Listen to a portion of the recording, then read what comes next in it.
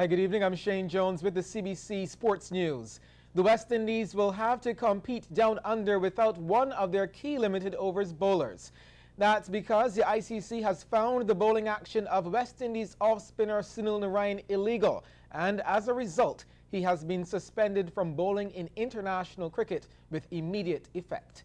Narine's international suspension will also be recognized and enforced by all national cricket federations within domestic cricket events played in their own jurisdiction. However, only with the consent of the WICB may Narine play domestic cricket under the auspices of the board. The assessment revealed that all variations of his deliveries, all of them, exceeded the 15 degrees level of tolerance permitted under the regulations. However, it is not the end of the road for Narine, as he can apply for a reassessment after modifying his bowling action. Sagicor UWI cruised into the final of the BCA Sagicor Super Cup with a comprehensive 6-wicket win over Brathwaite's Construction Crane Resort St. Catherine today at the 3Ws Oval. The visitors took first knock and could only muster a paltry 118. St. Catherine being sent in. Chad Puckrin goes on bended knee and hits this one for 6.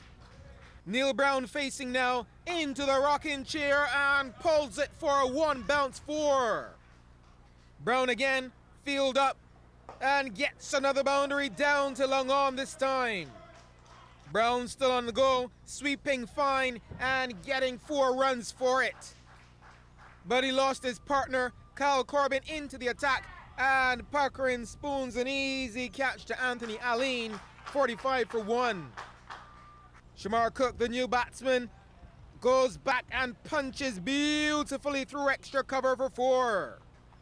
Cook again, sweetly driven down the ground, 2 full from Corbin. Well, Brown eventually went for 36 and Cook for 20. And when Kenroy Williams was caught by Jonathan Carter at slip-off Ryan Hines for 4, St. Catherine slumped to 87 for 4. And they wouldn't get a break. Alcindor Holder hitting Buchanan straight down Longoff's throat for 2, 93 for 5 now. Then when Mario Ramprasad found himself short trying to sneak a quick single, the St. Philip side was in big trouble. Ulrich Batson was the next to go, caught and bowled by Akeem Dewar for 10. And the last man out was Dario Brown, another caught and bowled for Dewar, gone for 2. St. Catherine, 118 all out. UWI then reached 119 for 4. In the other semi-final, Marlon Welcome Goodman lifted the BDF sports program to 316 for 8 in 47 overs in a rain-interrupted match against Police at Paragon. That target was adjusted to 244 in 34 overs, and Police stumbled to 189 all out to lose by 54 runs. St. Michael South and St. George South will join Christchurch East Central and St. Michael Central in the semi-finals of the David Thompson Memorial Football Classic. Last night at Bacatel, St. Michael South defeated Christchurch West Central 1-0 with a lone strike from Arantes Lawrence in extra time. Meanwhile, St. George South eliminated St. Michael North, winning 4-1. CBC's Sean Green reports. St. George in the darker blue taking on Christchurch West Central. St. George starting early with a free kick. Soapy gloves by the keeper, and this one gets through. Rashawn Brathwaite with the credit. Another free kick for St. George, and it will yield another goal. Compliments Dario Herewood in the 12th minute. Here we are in the 43rd minute with yet another free kick. Can St. George make it 3? Yes, they can. It's the man Herewood again. As halftime produced a 3-0 scoreline to St. George. The second half opened with a kick from Christchurch, which cut through everyone and sank into the back of the net to finally get Kishmar Primus and his team off and running. But Shaquille Bell with a breakaway run, and once he got free, there was no stopping him, taking out everyone and finishing, ushering St. George South into this year's semi-finals with an emphatic 4-1 victory.